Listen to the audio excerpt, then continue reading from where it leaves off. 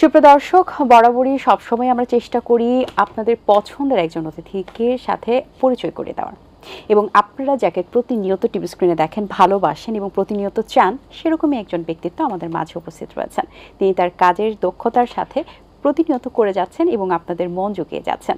আমাদের মাঝে উপস্থিত রয়েছেন আপনার আমার সকলের পছন্দের এবং জনপ্রিয় অভিনেতা সাব্বির আহমেদ। শুভ সকাল ভাইয়া, কেমন আছেন?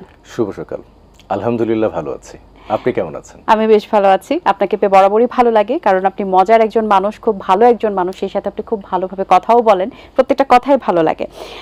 ভাইয়া, আমরা প্রত্যেকেই কোনো না কোনোভাবে কিন্তু শ্রমিক, আমরা কাজ করি, প্রতিনিয়তই কাজ করে যাচ্ছি। সো আজ পহেলা আন্তর্জাতিক শ্রমিক দিবস, তার পাশাপাশি একটু আপনার জীবনে কথা হবে যে এখন কাজের ব্যস্ততা আপনার জীবনে কেমন যাচ্ছে।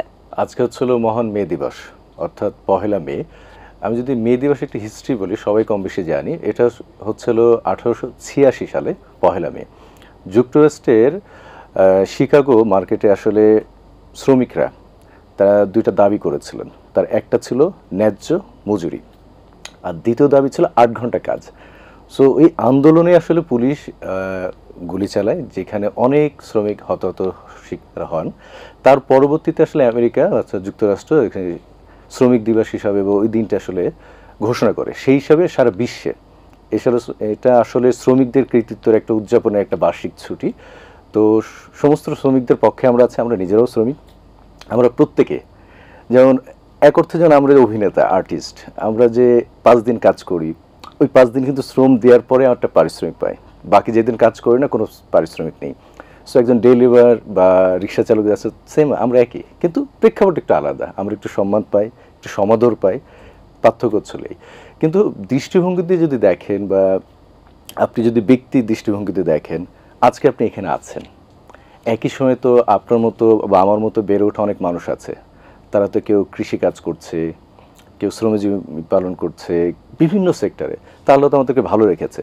কিন্তু হয় না যে আমরা অনেক সময় একটু ঈর্ষান্বিত হই, অহংকারী হই, যে ও কে আমি কে। আসলে আমি আর ও কে পার্থক্য তো একই। তো সবাইকে সবার প্রতি প্রত্যাশা থাকবে যে আমাদের এই দৃষ্টিভঙ্গিটা চেঞ্জ করবেন। আমি আপনি আমরা সকলেই মানুষ, সবার আগে মানুষ সত্য, তাহার উপরে নাই। তো যাই হোক, শ্রমিকদের মে দিবসে সমস্ত শ্রমিকদের প্রতি ধন্যবাদ, সাধুবাদ জানাই। এবং আপনারা আছেন বলে আমরা এত ভালো আছি, পৃথিবীতে এত আনন্দে আছে, এবং পৃথিবীটা আমাদের কাছে খুব সহজলভ্য হয়ে গেছে এই শ্রমিকদের জন্যই, বা এই শ্রমজীবী মানুষদের জন্য। একটু জানতে চাই যে আপনার ব্যস্ততা কেমন চলছে, আপনার দিন দুনিয়া কেমন যাচ্ছে? এখন এই অভিনয়ের পাশাপাশি একটা জব করছি। জবটা এমন, শুরুতেই বলে রেখেছি ভাই, আমার যখন শুটিং থাকবে বা যে শুটিংটা আমি করতে চাই, আমার কিন্তু অফিসিয়াল কোনো ওয়ার্ক দেওয়া যাবে না, বাট আমাকে অলিখিত ছুটি যেটা বলে, মানে সবার সামনেই না, কিন্তু অলিখিত একটা ছুটি আমার জন্য বরাদ্দ করা আছে। মার্স হোমস লিমিটেড, মার্স গ্রুপের একটি প্রতিষ্ঠান, ডেভেলপার্স ফার্ম, এখানে ব্র্যান্ড ম্যানেজার হিসেবে আছি। এমডি তারেক সাহেব, তাকে ধন্যবাদ, সেই সুযোগটা আমাকে দিয়েছেন। যেমন এমনও হয়েছে যে 1 মাসে প্রায় 20 দিন মতো শুটিং করেছি, অফিসে যাইনি। আবার হচ্ছে 1 মাসে হয়তো 25 দিন অফিসে করেছি, ব্যাপারটা হচ্ছে এরকম। এখন হয় কি যে প্রত্যেকটা কাজে করতে চায় না, কিছু কিছু কাজের প্রতি দুর্বলতা থাকে, কিছু কিছু গল্পের প্রতি ইয়েস ওই ক্যারেক্টারটা করতে চায়, আর কিছু না থাক, এটা না করলেও তো হয়, অনেক তো করেছি। তো ওই যে না বলারটা, বা সমাজ বা পরিবারের প্রতি একটা যে দায়বদ্ধতা আছে, যে এই কাজটা তুমি কেন করলা, বা এটা তো তোমার সাথে যায় না, যে এই কোশ্চেন মার্ক যেন কেউ না করে। তো ওই জন্য চেষ্টা করি যতটা সম্ভব ভালো মানের ভালো কাজের সঙ্গে যুক্ত থাকার। তো তার মাঝে কয়েকটা কাজ শেষ করলাম। আমার এই যে বেশ কিছু কাজ গিয়েছে, নাটক গিয়েছে, একটি টিভিসিও গিয়েছে, অনেক দিন পর বা অনেক বছর পর একটা টিভিসি করলাম। আর এখন হলো দেনা পাওনা একটা চলচ্চিত্র করতেছে, অনুদান প্রাপ্ত। এটা হচ্ছিল আমাদের পরিচালক হচ্ছিল সাদেক সিদ্দিকী সাহেব। তো বাবার কাজ করছি। আর এছাড়া আরও 2-3টা সিঙ্গেল নাটক তো আছেই, প্রতিনিয়ত যেভাবে আমরা করি। এবারে হাসানুজ্জামান জুয়েল ভাই আছেন, তাজু কামরুল ভাই আছেন, মঈন খান রুপি মামার একটা কাজ করতেছি, তারপরে আদিত্যর প্রযোজনায়। প্রচুর কাজ, ভালো কাজের মধ্যে থাকাটা খুব ভালো একটি বিষয়। এবং সবকিছু মিলিয়ে কেমন যাচ্ছে? সবকিছু মিলে আলহামদুলিল্লাহ ভালোই যাচ্ছে। তো মাঝখানে যেটা হয় যে দেশের যখন একটু ভালো দিক যায় সবারই ভালো ভালো লাগে। যায় আসলে। যখন দেশের একটু নেগেটিভ হয় সব দিক থেকে তো সবারই Effect টা ইফেক্টটা আসলে সব পড়ে। দিকটাই পড়ে। তো সেই হিসাবে ঈদটা হলো আমাদের একটা ফেস্টিভ্যাল, একটা বড় আয়োজন। সো প্রচুর কাজের সুযোগ থাকে, কাজ হয়েছে। আবার ঠিক আরেকটা সুযোগ আছে কুরবানি ঈদ, এই কেন্দ্রিক এখন অনেক কাজ হবে। সো আমরা যারা শ্রমজীবী মানুষ, সো আমাদের জন্য এই ফেস্টিভ্যালগুলো খুব আনন্দদায়ক। একে দুইটা ব্যাপার, একটা হচ্ছে হলো ঈদের খুশি আর কাজের খুশি। আচ্ছা, আপনাকে ছোট পর্দায় বড় পর্দায় উভয় পর্দায় আপনাকে দেখা যায় দুর্দান্তভাবে কাজ করছেন। বড় পর্দায় অনেকে কাজ করার পর দেখা যায় যে তারা আসলে ছোট পর্দায় ফেরত আসেন না, কিংবা তারা সিনেমাতেই থেকে যান, আর টিকিট ছাড়া তাদেরকে আর দেখা যায় না। তো এরকম মনোভাব আছে কিনা, বা আমরা কি আসলে সবসময় আপনাকে এই সেক্টরগুলোতেই কাজ করতে দেখতে পারবো কিনা? হুমায়ুন ফরিদি স্যারের একটা কথা ছিল যে তোকে যদি দর্শক দেখে ফ্রিতে, তা কেন টিকিট কেটে দেখবে?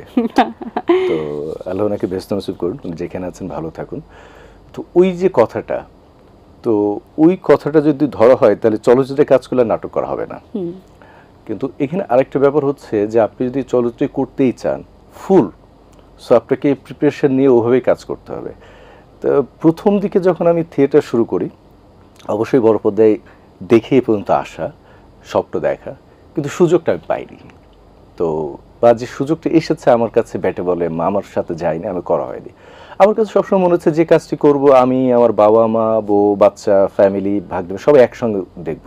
দেখার সময় এটা না করতে হয়, উঠে যেতে না হয়, থাকে না অনেক ধরনের সিকোয়েন্স, অনেক কস্টিউমের অনেক ব্যাপার থাকে, কমার্শিয়াল কিছু শর্ট ব্যাপার।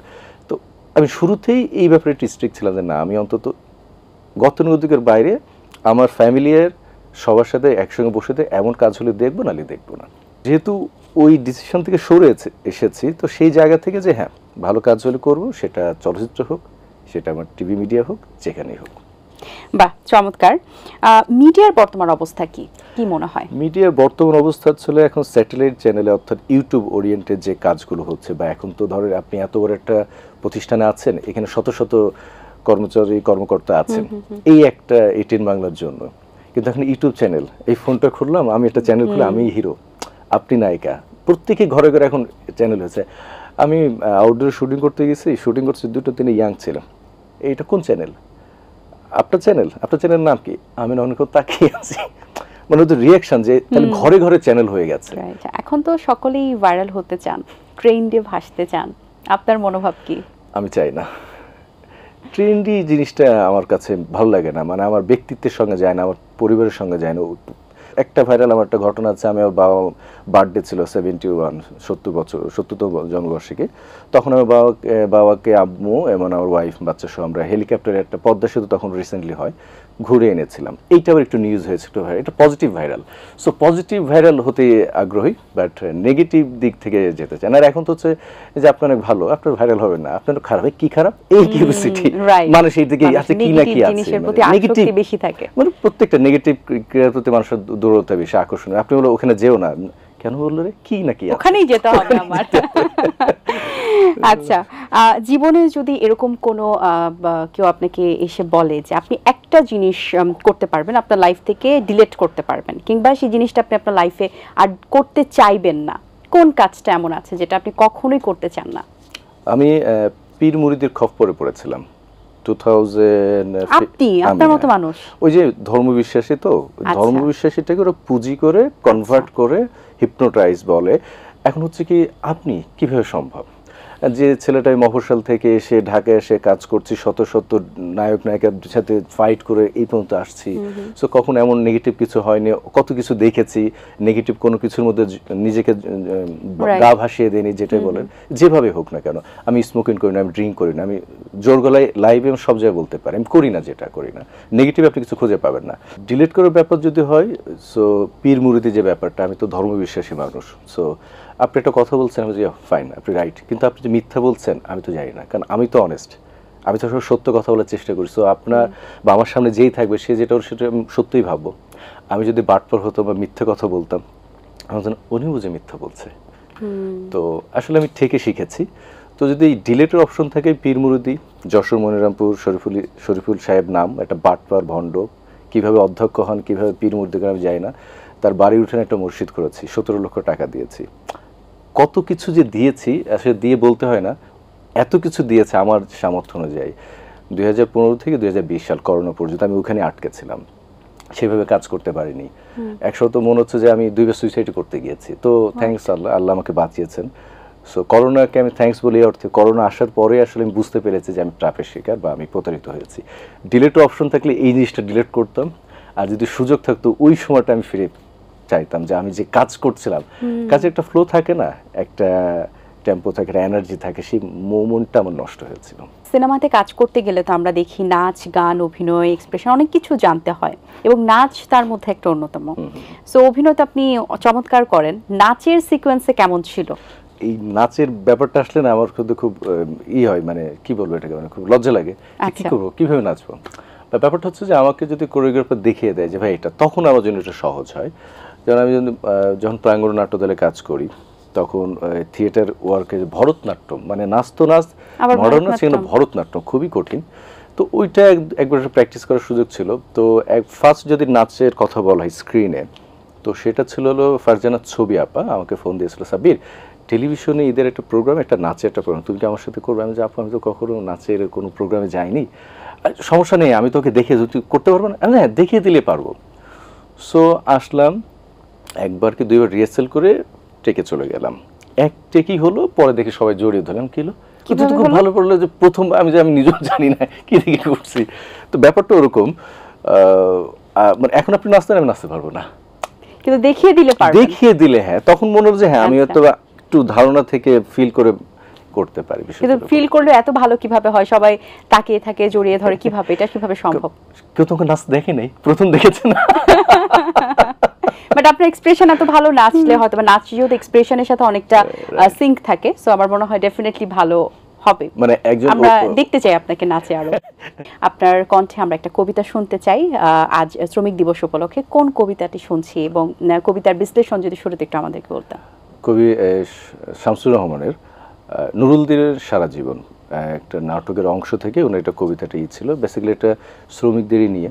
নুরুল দিন একদিন একটা ডাক দিয়েছিলেন, একটা বিদ্রোহী একটা ডাক, সে রংপুরের একটা হিস্ট্রি, দীর্ঘ অনেক বহু বছর আগে।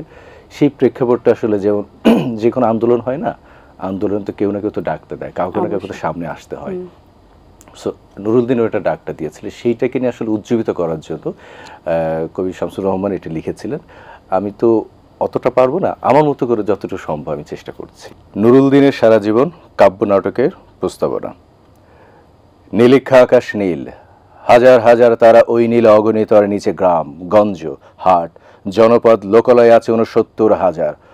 ধবল দুধের মতো জ্যোৎস্না তারে ঢালিতেছে চাঁদ পূর্ণিমায়। নষ্ট ক্ষেত, নষ্ট মাঠ, নদী নষ্ট, বীজ নষ্ট, বড় নষ্ট যখন সংসার, তখন হঠাৎ কেন দেখা দেয় নীলিক্ষার নীলে তীব্র শীষ দে এত বড় চাঁদ। অতি অকস্মা স্তব্ধতার দেহ চিরে কোন ধ্বনি, কোন শব্দ, কিসের প্রপাত? গোল হয়ে আসুন সকলে, ঘন হয়ে আসুন সকলে, আমার মিনতি আজ স্থির হয়ে বসুন সকলে। অতীত হঠাৎ হাতে হানা দেয় মানুষের বন্ধ দরজায়। এই তীব্র স্বচ্ছ পূর্ণিমায় নুরুল দিনের কথা মনে পড়ে যায়। কাল ঘুম যখন বাংলায় তার দীর্ঘ দেহ নিয়ে আবার নুরুল দিন দেখা দেয় মরা আঙ্গিনায়। নুরুল দিনের বাড়ি ছিল যে রংপুরে, রংপুরে নুরুল দিন একদিন ডাক দিয়েছিল 1189 সনে। আবার বাংলায় বুঝি মনে পড়ে যায়, নুরুল দিনের কথা মনে পড়ে যায়। যখন শকুন নেমে আসে এই সোনার বাংলায়, নুরুল দিনের কথা মনে পড়ে যায়। যখন আমার দেশ ছেয়ে যায় দালালের আলেক খেলায়, নুরুল দিনের কথা মনে পড়ে যায়। যখন আমার স্বপ্ন লুট হয়ে যায়, নুরুল দিনের কথা মনে পড়ে যায়। যখন আমার কণ্ঠ বাজেপ্ত করে যায়, নুরুল দিনের কথা মনে পড়ে যায়। যখন আমারই দেশে, আমারই দেহ থেকে রক্ত ঝরে যায় ইতিহাসের প্রতিটি পৃষ্ঠায়, আসুন আসুন তবে আজ এই প্রশস্ত প্রান্তরে। যখন স্মৃতি দুগ্ধ জ্যোৎস্নার সাথে ঝরে পড়ে, তখন কে থাকে ঘুমিয়ে, কে থাকে ভেতরে, কে একা নিঃসঙ্গ বসে অশ্রুপাত করে। সমস্ত নদীর অশ্রু অবশেষে ব্রহ্মপুত্রে মেশে। নুরুল দিনের কথা যেন সারা দেশে পাহাড়ি ঢলের মতো নেমে এসে সমস্ত ভাষায়। অবাকা মানুষ যেন জেগে ওঠে আবার এই আশায় যে আবার নুরুল দিন একদিন আসবে বাংলায়, আবার নুরুল দিন একদিন কাল পূর্ণিমায় দিবে ডাক, জাগো বাহে কণ্ঠে সবাই। চমৎকার, চমৎকার, অসাধারণ। আসলে এই ধরনের কবিতা প্রত্যেককেই খুব চমৎকারভাবে উজ্জীবিত করে।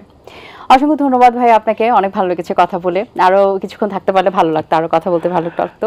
অবশ্যই আমরা আপনাকে আবারও চাই, এবং অবশ্যই স্পেশালি নাচে আপনাকে আবারও চাই। অনেক শুভকামনা রইল আপনার জন্য, ভালো থাকবেন সব সময়। আপনার জন্য শুভকামনা রইল। A10 বাংলার সকল কর্মকর্তা কর্মচারী যারা আছেন সবার প্রতি কৃতজ্ঞতা, ভালোবাসা, এবং মে দিবসের সমস্ত শ্রমজীবী মানুষ যারা আছেন তাদের প্রতি আমার স্যালুট। ভালো থাকবেন, সুস্থ থাকবেন। আপনারা আছেন, আমরা আছি, আমরা সবাই এক। দর্শক, আশা করছি আজকের আয়োজন আপনাদের ভালো লেগেছে। আজ এই পর্যন্তই। আপনাদের সঙ্গে দেখা হবে আগামী পর্বে নতুন কারোর সঙ্গে। সেই পর্যন্ত ভালো থাকুন, সুস্থ থাকুন, এবং A10 বাংলার সাথেই থাকুন। আল্লাহ হাফেজ। দিন আসে দিন যায়, সময়টা চলে যায়, তবু আছি এই বেশ ভালো। জীবনটা রঙময়, যেভাবেই হওয়া চাই, নয় কভু সাদা কালো। এই আশাতে স্বপ্ন ভাসে, সুখ হাসে চোখে মুখে, চায়ের চুমুকে।